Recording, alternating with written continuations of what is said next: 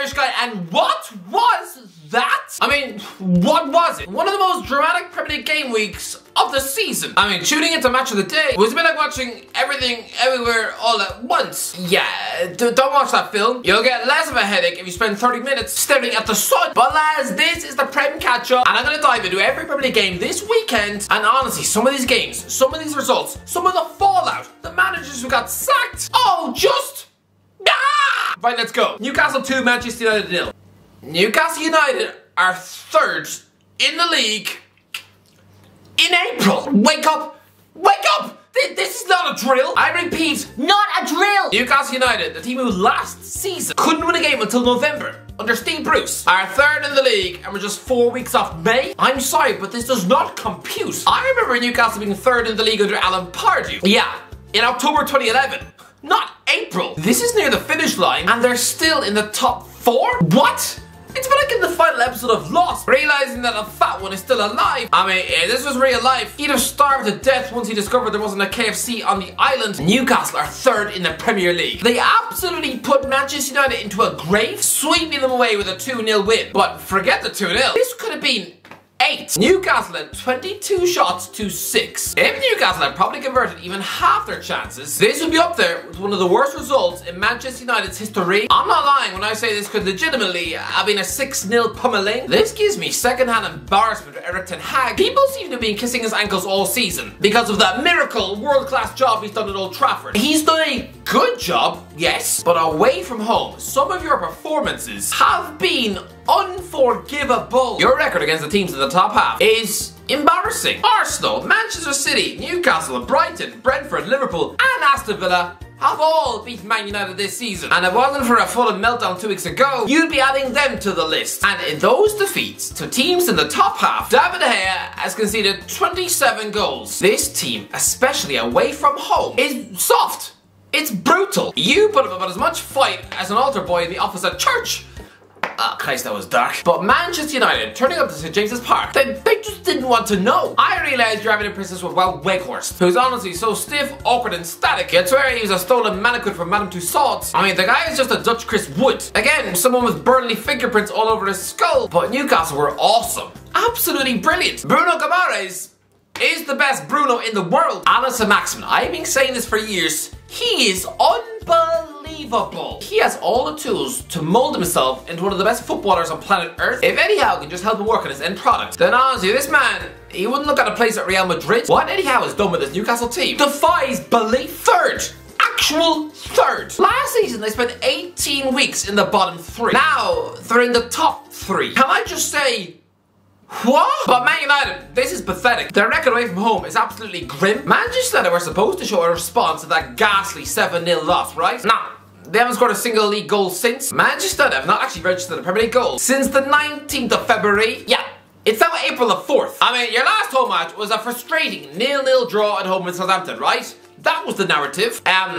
Southampton had 7 more shots at goal at Old Trafford. They're bottom of the league. Everyone thought that the top 4 was a nailed-on dead cert for Man United, but it's not. It's really not. I mean, the team who could really destroy Ten Hag this season is Brighton and Hove Albion. If they knock Manchester United out of the FA Cup, if they then beat them in the Premier League, they can potentially move ahead of them in the table. I'm sorry, but if Ten Hag winds up finishing outside the top 4 and below Brighton, then I would have to rethink some things, because that would be failure. Honestly, after this horrendous limpid Newcastle defeat, Cristiano Ronaldo is probably laughing into his orange juice. Although this game has triggered internet beef. Plastic fans, Mark Goldbridge, I'm calling you out. Where are you? Where are you, Mark Goldbridge? I've been to 3 Manchester United games this season. How many have you been to? A big fat 0. Your boys took a beating today and we're going to talk about it.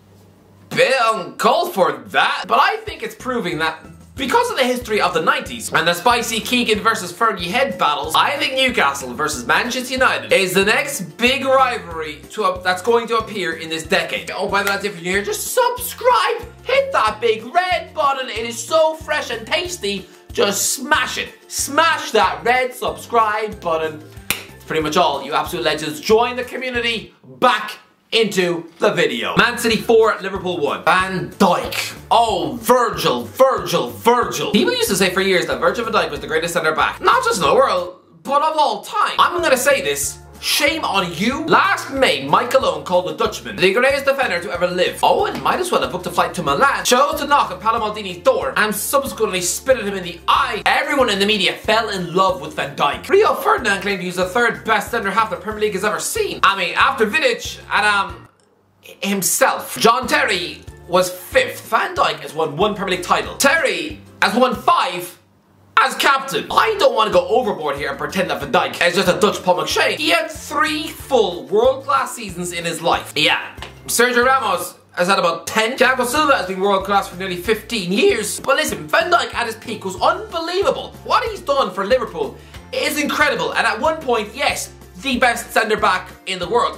But if you want to talk about legacy, no! And here, at the Etihad, he was absolutely fried like a bag of eggs. To put it in context, just how hideously bad this guy has been. This is a man who this season alone has been part of a defence which has lost to Man United, Arsenal, Nottingham Forest, Leeds, Brentford, Bournemouth. He's been on the pitch to watch Napoli score 4, Real Madrid score 5, Man City score 4, and last week he was playing for Holland against France, and they lost 4-0. It's not good enough. Liverpool as a whole were hopeless in the second half at the Etihad. Jack Grealish, for a long time in a City shirt, has been an inconsistent meatball. But here, Grealish absolutely tore through Liverpool as if Trent Alexander-Arnold no longer existed. But Van Dijk, this fellow was 26 years old and playing for Southampton. Forget Terry. Van Dijk has a weaker legacy to his name than Ricardo Carvalho. I mean, he had about 3 or 4 truly world-class seasons in a Chelsea shirt, but he also won the Champions League with Porto, went on to play for Real Madrid, and nearly helped newly promoted Monaco to beat PSG to the league untitled. To me, Carvalho belongs in the Hall of Fame, but Van Dijk, coasting on 3 brilliant seasons? Don't get me wrong, he was well and truly world class during that run. Well, can we please just calm down the hype? But as for Man City, brilliant win and fair play Grealish, he is playing well. And I know, I'm off to get him to sign my shirt. Oh boy, won't that be fun? Crystal Palace 2, Leicester 1. I just stuck out my neck for Brendan Rodgers for a while. I have always thought that this man was a legit coach, but you sacked him.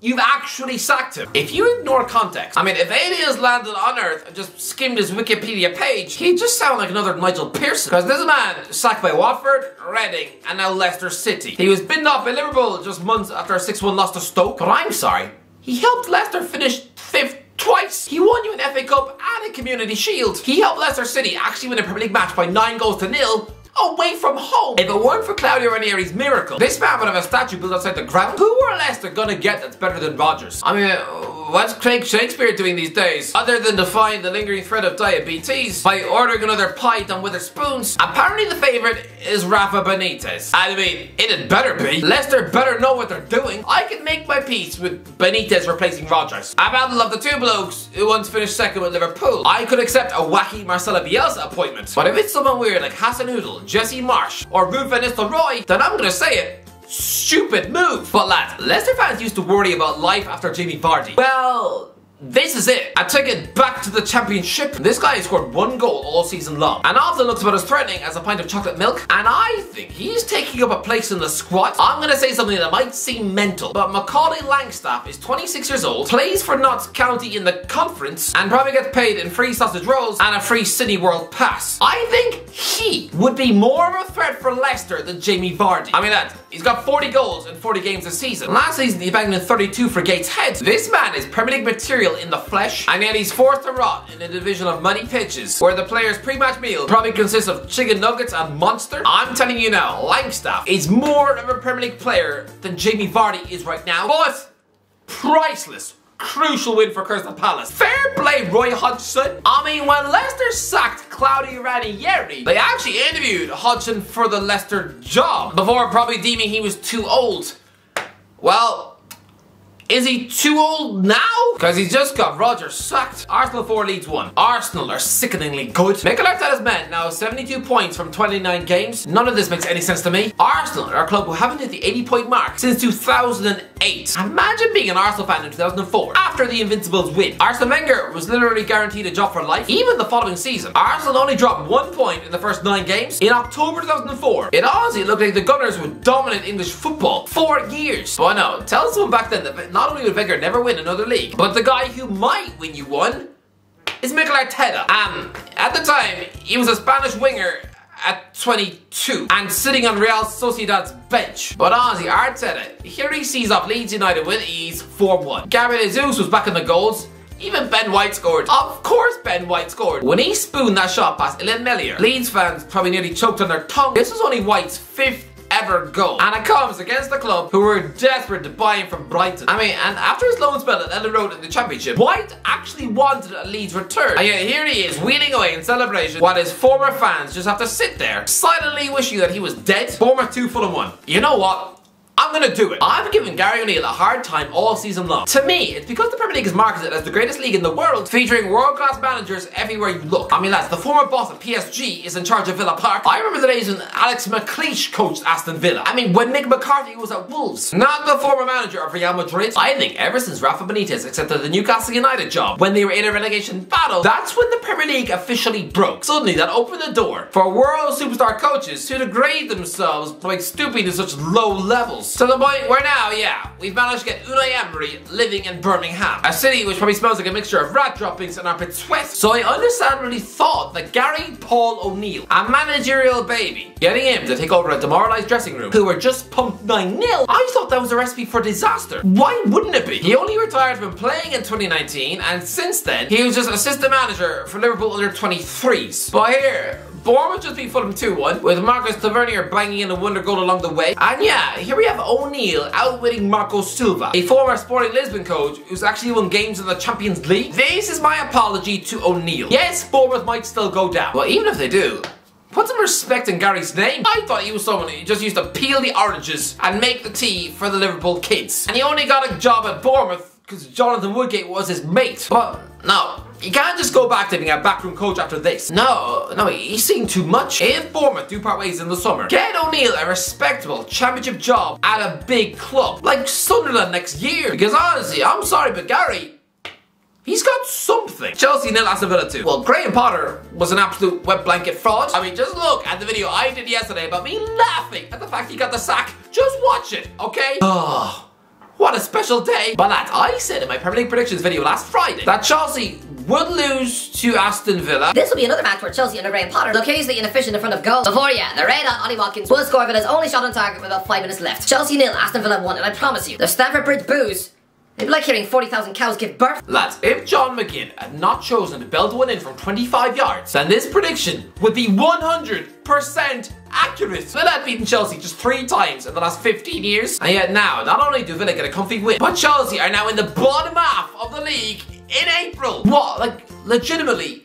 what? 40 points is the magical mark for teams who want to stay up in the league. There is 1 month to go, and Chelsea are still stuck in the 30s. They are still not officially safe. Imagine being given a Champions League winning squad, being allowed to spend a further £600 million, and you can't even beat Aston Villa at home. And not only that, but points-wise, they are as close to rock bottom of the league as they are to Brighton in 6th. You know, the Brighton team whose manager you stole? Pretty win for Aston Villa though. Unai Emery is working miracles, and the further the season drags on, the worse and worse Gerrard actually looks. Brighton 3, Brentford 3. Who am I to question the hipster genius of Roberto De Zerbi? But can I please ask, why is he persisting with Jason Steele in goal? I thought it was weird when Brighton replaced Matt Ryan with Robert Sanchez, a former goalkeeper at Rochdale and Forest Green. I thought that decision from Graham Potter was so brainless. It could have come straight from the thought bubble of a dehydrated mouse. Is it just written into the Brighton manager's contract that they always have to fall out with a senior goalie? But I mean, Sanchez, he proved himself. He kept both the Manchester United #1 and the most expensive goalkeeper to ever live out of Spain's World Cup squad. And yet you really want to tell me that a better alternative is Steele, a guy who I remember from crying in the Sunderland Netflix doc. He's 32, lived in England his entire life, and yet before this season had 1 Premier League appearance to his name, and yet here he is picking the ball out of his net 3 times at home to Brentford. Just why? West Ham 1, Southampton 0. This was an important win for West Ham. If they had lost this match, David Moyes would probably been sacked and chucked into a recycling bin stuffed to the brim with rotten eggs. But it's an important 6-pointer win. They'll be fine. They'll stay up, but the Southampton board choosing to not appoint a manager and just let Ruben Selles mind the ship, that decision is going to haunt you for years. Because Southampton are going down, and we're not going to see them again on Match of the Day for about 7 years. Nottingham Forest 1, Wolves 1. This was a result which satisfies nobody. Brendan Johnson sticks Forest 1-0 up, and that would be a brilliant result. But instead, Daniel Podence equalises, and there's still just 1 point separating these clubs, and honestly, they're both in the thick of relegation battle. Lads, Wolves and Julian Lopetegui, they couldn't actually go down. Could they? Everton 1, Tottenham 1. Michael Keane what was that? Explain to me here. When did this 30-year-old centre-back know how to built-in swerving shots from 30 yards? Lads, I thought that Sean Dyche just blatantly picking his former Burnley defender in his Everton starting 11 was just favoritism. I mean, I actually thought that Connor Cody has been a brilliant Everton signing, and yet Dyche won't let him play a single minute in the last 5 games. Nobody is mentioning this, but Cody, he started the season by nearly scoring the winner in the Merseyside derby. I mean, he spent last winter at the World Cup, and yet now Dyche has crushed his England career into cookie dough. Cody is a Liverpool fan anyway, so when he sees his replacement Keane fire in that wonder goal, forget the happy smiley demeanour. To him, it'll probably have felt like getting hit by a car. But what a goal, and what a weird game. 2 red cards. Was this Kane or Rivaldo? But not really a result that helps either team. Arnaud Danjuma was probably embarrassed to be sitting on the bench at a ground where he'd have been comfortably their best player if he joined in January. But yeah, again, Michael Keane, take a bow. Anyway, that's what it is. Let me know, what do you think in the comments below? What do you think of the Premier League game week? What did you think? If you enjoyed the video, don't forget to get your videos. I'll talk to you in a while.